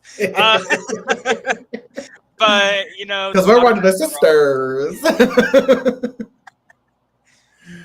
But it's just like, I could see it working in like some scenarios where like they kind of fall into it, but it's like not gonna be like us 5 till the end. Yay, let's do it. Yeah, I almost feel like as soon as you put the label on it, whether it's all girls or not, that's when it gets tricky. But I mean, we have Erin who says that she wants someone to go, which props to her, mother, mommy, whatever. But then we have Mackenzie who's like, I'm not doing that. And I will say it like is sad, but I think if one person should be scared of the Girls Alliance, I think it should be Mackenzie for this one, because I think that people are scared of her, and the other 4 aren't necessarily the people that she's been working with. But yes, as soon as we see it coming, it's honestly already dead. So RIP to the Girls Alliance. If you look at it now, oh, go ahead. Oh, I mean, Erin's kind of touching on it in the chat, but yeah, it's always this thing of like, let's just say this because yay, we're all gonna protect each other. That is not the basis of any alliance whatsoever. I feel like no matter what the makeup is, that's not, and like, usually the people bringing it up and they're just, for that reason, it's like, they don't even believe it. And Erin here clearly doesn't. So like, it's already like built on, you know, not holding true to it. And yeah, calling it a woman's alliance, call it anything else. Make Yeah. up some stupid ass name and call it anything other than a woman's alliance. Because as soon as that gets out, everyone is like, "Oh my god, a woman's alliance!" Like it's just such a Call it faux the men's pas. alliance. So They're when it scared of comes it. out, they Yeah. think all the women are Yeah, in the it's just alliance. like such a trope. Like at this point, that I mean, it has been for years and years and years. But it's Yeah. just like, I don't know. I get what Aaron's saying. Like, oh, there's more of us. Like that might buy you a round or two, or Right. maybe that's something someone else will hold on to. Cool. But yeah, I just think all of them realize that not a single one of them believes in that. Not a single one of them wants that as their final four makeup. So it's not going to go anywhere. Yeah. And I don't think anyone, even Aaron, expected it to. I think you can't call it that just because Yeah, it there's no just way. gives the assumption that it's not being based on the relationships we've made. It's being based that we're all women, Right. and then it just Yeah. you just ugh.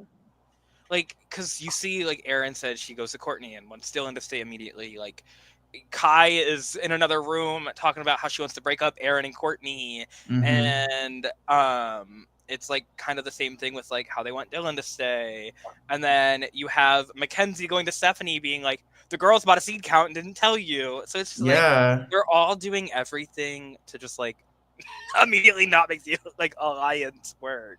So I don't know. It was just like, we're all here, let's say it and then move on. But you Right. know what?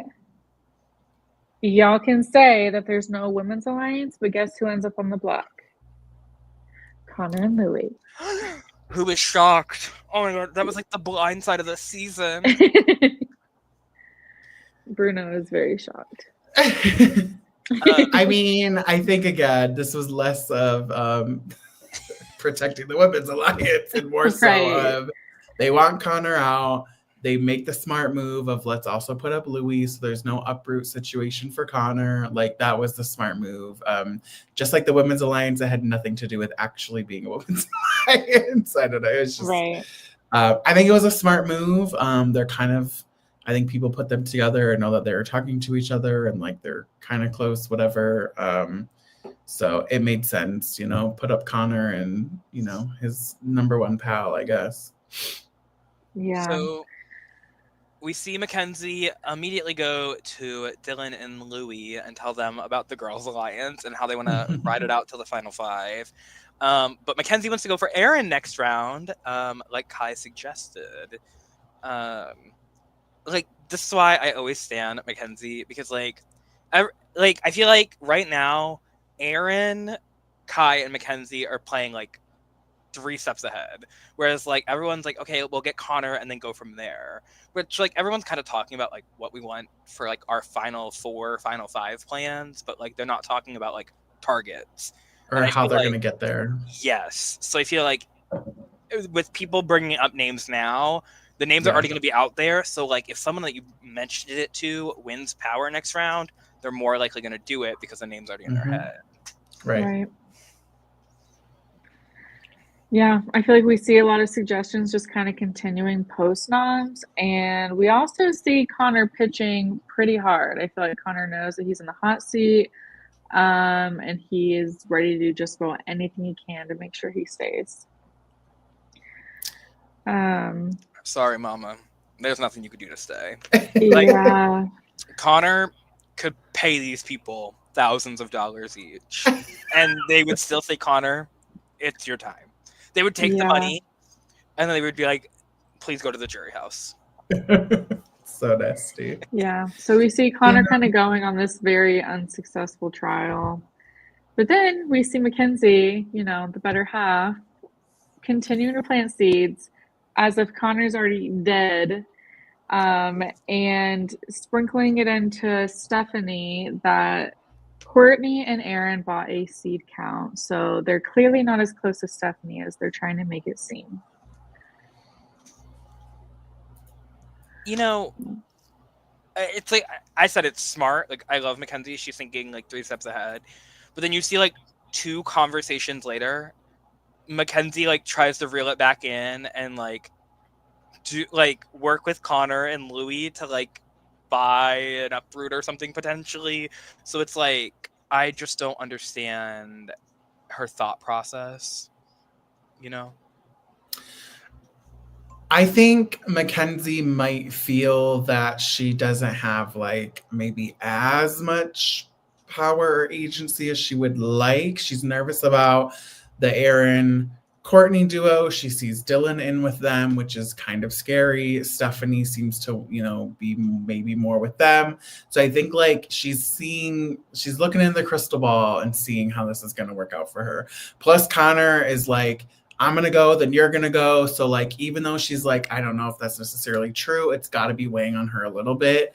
So, and she knows that both Connor and Louis are allies for her. So even though she's like, yeah, Connor's going to go, I'm fine with it, she is losing an ally no matter what. So with a little bit of glimpse of like, oh, maybe they both can stay, and figuring out who the Renom might be, knowing that it's Stephanie, which I feel like she's not as close with as JP or Connor. It's kind of a, hey, if this does work out, it's probably a little bit slightly better for me. Well, they went and tried to pitch to JP to put up Courtney. And that's like what I didn't understand, because like, I guess like you really don't know where JP is like with. But Yeah, then, like, I think that's more of what it was. And then JP just immediately turns around and he's like, well, if there's a renom, I'm putting up Stephanie. And it's just like, yeah, I think Mackenzie was like, well, I want the Aaron Courtney duo broken up. She couldn't go for Aaron, so like it had to be Courtney. So like that was her thought process, which makes sense to me. And I think she feels like she's so close with JP that like, and JP's close with Connor and Louis, like, or Connor at least, like maybe she could make that work. Which in reality, no, it wasn't going to. But I think it was like a last minute, maybe there's a slight hope I can save both of my allies and target the duo that I'm afraid of. It just didn't happen and really wasn't an option. Right. So I feel like the second to last point I have before the elimination is kind of the Connor wanting to give Louis seeds to uproot so he could stay, but then they kind of all realize that's not going to happen. So if Mackenzie could give Louis a seed, then Louis could buy the green thumb. So then regardless next round, whether Mackenzie or Louis wins or not, they could be in power, which I thought was a great last minute, like, I'm fucked, I know it, I don't care, let me give you my shit so you could like help yourself for later. Kudos to Connor for that. And honestly, what a team player, to the ride or die. Yeah, after Louis was just harassed last round by Cody and like threatened for his life. Like, what a good way to have an ally going of like helping you. All right, that's what it should have been. People take notes. Right. Yeah, I think it was a really good move. Mostly, I would say I'd give it a 9 out of 10, basically. Maybe not that high, but you know what I'm saying. I think it's a great move because Connor did realize that his ship was like already almost like sunk completely. So he's not wasting a ton of time. Like, he makes sure to take a few seconds to be like, listen, like, I'm done, but like, this is where you think you should go. You guys should work together. Because obviously, like, Louis doesn't know that they're dating, but he did a great way to like connect these two. And obviously, Louis and Mackenzie already had a working relationship because Louis told Mackenzie about the nightshade and everything. But I think it's a good move to get green thumb because if you don't have enough for fly trap at the moment, it at least gives you like a little bit of safety in a future round where you can like take over. And so you can buy favor with that and also scare people a little bit. The only reason I think it wasn't the most amazing move for Louis is because like you're on the block and you had enough to buy uproot, but you bought green thumb. I don't know. Go ahead, finish. Oh, I was gonna say, like, I feel like I would be like, oh, like, you're feeling safe. And I feel like that could have been other people's thoughts if he was up against anyone other than Connor. I feel like this was the right round for him to do it because everyone wanted Connor so bad. Any other round, I'd be hesitant. And I think it was good for Mackenzie for the same reason, is like, instead of her buying it herself, and like making her target bigger, they got Louis to do it, So it was good for him. But I felt like this round was probably the safest to ever do that because, like, I literally like side-eyed it at first, but then I was like, it makes sense because if Louis goes and buys the uproot, like, Aaron or JP are gonna have to renom, and they're like, this is supposed to be an easy round, so I'm making it easy, y'all. Like, Connor gave me his seeds to uproot, but I just decided to buy a green thumb instead. The end. Yeah, I think it made total sense. I feel like, I mean, I haven't watched a lot of the seasons. Don't kill me. But like, Connor is all about the green thumb and he like loves it, wants to find a way to use it. I don't know if it's used a ton in other seasons, but I have seen it's like not mentioned much. So I could, I have a very narrow viewpoint of it, but it's something that I probably wouldn't really use much if I'm picturing myself playing. So to see someone else like kind of really bringing it into the, the gameplay and their strategy has been really nice. And I think Connor's used it really well. He's, being a really great ally of like, let's use what we do have to set you up for the next round because like I am cooked. And like they really didn't, I feel like they knew that if they were going to go for uproot, they probably were going to get outbid or just like someone else was going to get put up next to Connor that was going to go anyways. So like, let me at least just do you a solid for a future round and like not waste these on the uproot where like I'm going home anyways. Like Louis was staying either way. So like, let use, instead of saving you this round, which you're already going to be safe, I'll set you up and really setting up Mackenzie for a future round. So it made sense. Yeah. And then to round out the episode, right before we get to the vote, we see an interaction between JP and Stephanie, kind of figuring out what's going on and whatnot. And it kind of ends with JP telling Stephanie word for word, don't tell me to calm down when you've been all about the emotional stuff, which kind of crazy to me. Because I do not think that Stephanie was trying to tell him not to be emotional. I feel like he kind of was holding on to that for a little bit.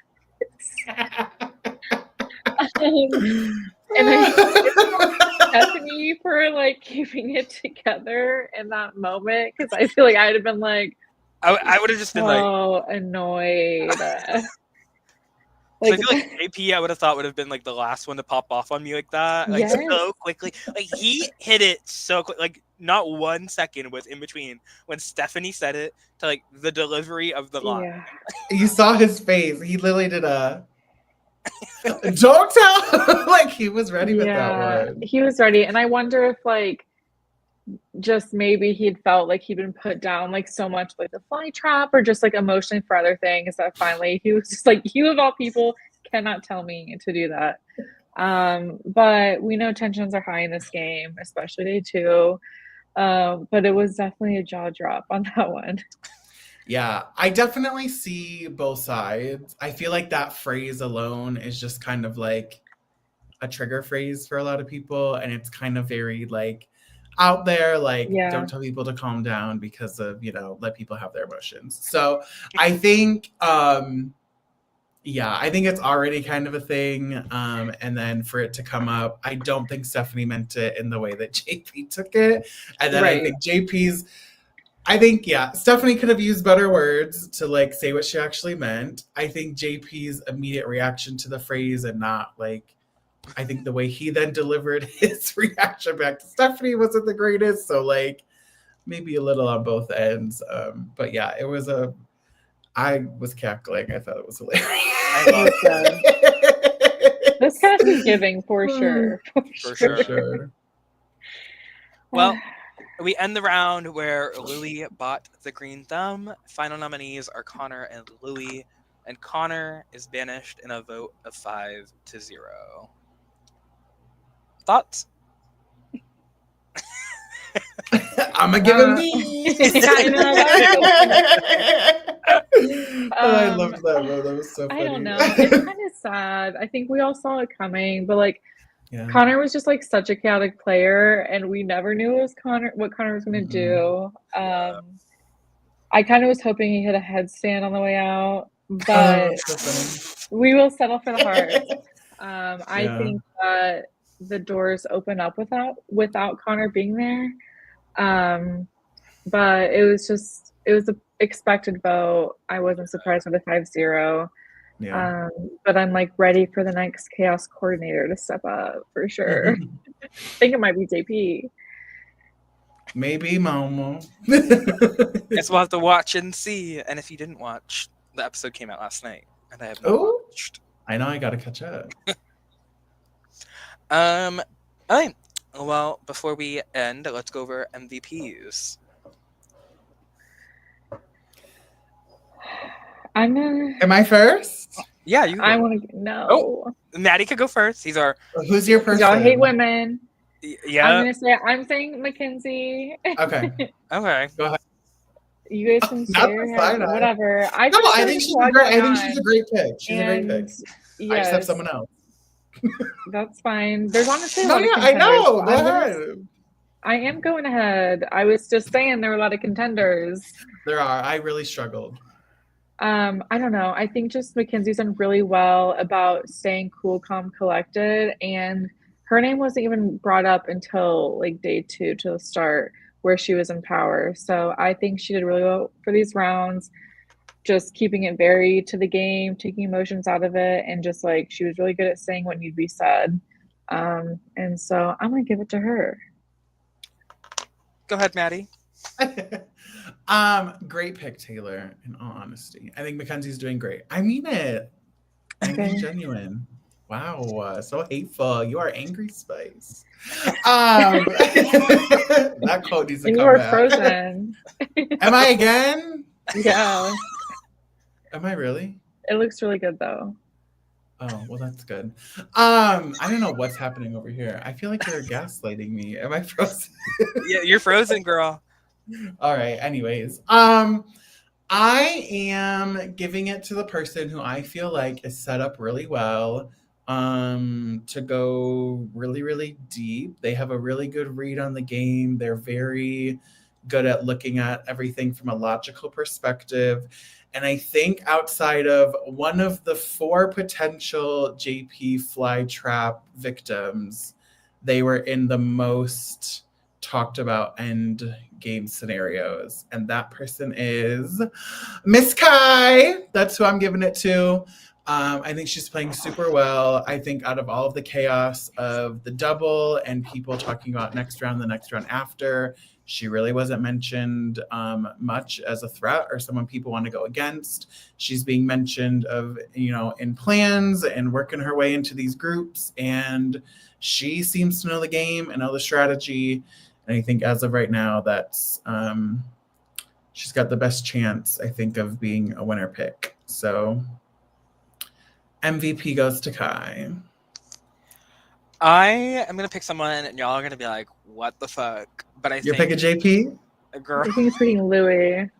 if we're looking at the last 2 rounds, and we kind of look at the direction of how the game is going, if we're looking at everything at like face value, we think that like Dylan, Mackenzie, Kai, like they're gonna be kind of targeted, and like even Aaron. I am gonna put my money on Miss Courtney. Oh.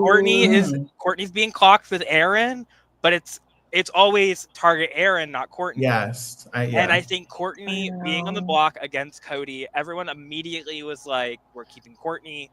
She has the seeds from this past round's Greenhouse Challenge, winning it and being in 3rd. No one is really against her now, and she's in JP's endgame plans. She's in Kai's endgame plans. Aaron, like, she has the girls wrapped around her. And I think if Courtney can make it to the end and really like pitch herself in like a strategy wasn't always my highest, but social was. Yeah. I was clocked from the very beginning because I was like with all these lawyers. They all went out before me. Like, I think Courtney could take it. And I want to give my honorable mention to Erin. I feel like we are seeing her catch some heat, but I feel like a lot of people's games would not be what they were without her information. I feel like she's like been a tie in the middle of things, but she's just kind of starting to get clocked and associated with different groups. So because I didn't Yeah. pick Aaron because it was like Aaron or Courtney. I know. didn't pick I thought Aaron you guys were going to say because Erin. If we look at it, Yeah. if Connor just went, if Dylan or Mackenzie go next, and then the other one goes after, or like Kai goes, I think Aaron's gonna keep creeping forward as that like threat between Next like threat. JP and Louis and Yeah, like for sure. Courtney and all them. So then at the end they're gonna be like, oh my god, there's no way that we're gonna be able to beat Aaron because she's just like so like above us. I agree. That's It the only is. reason why I didn't pick Erin. I think Erin's playing so phenomenal. Yeah. And people are just giving her flowers and realizing that. So that's Yep. the only reason why. Erin's Sorry, Erin. giving a terrible, terrible cut right at the end, fifth or fourth. Yeah. That's my worry Don't about manifest that. Courtney. Don't I'm manifest I that know. either. I'm just feeling it in my heart. I think everyone already knows Courtney's amazing. Everyone loves her. She is the social queen of the season. She is the most lovable of the cast. Like, I think that is, the only thing that worries me. But I don't know. It's so fluid. Everyone has their own end game plans. I could make a case for anyone making it or anyone going home. It's crazy up in the air right now. Like you said, I think out of these, like, everyone seems to be like Dylan and Mackenzie are the threats. Like, I think after that, it's going to be kind of difficult for people to figure out where they're going to go because everyone has their own plan and not many of them overlap. So it's just going to come down to who's in power and what happens that week. So It's definitely going to be a mess. But we do appreciate you all for tuning in to this episode, especially on Valentine's Day. If you feel like supporting this woman or this woman, drop subscribe down below, click that link. Taylor pours his heart and soul into this. Clearly, like, we see the Delulu outcome, but yeah. So crazy. We will see you all probably next Thursday or Friday. We'll see. Maybe with Edmund, maybe without. We will see. Thank you for tuning in.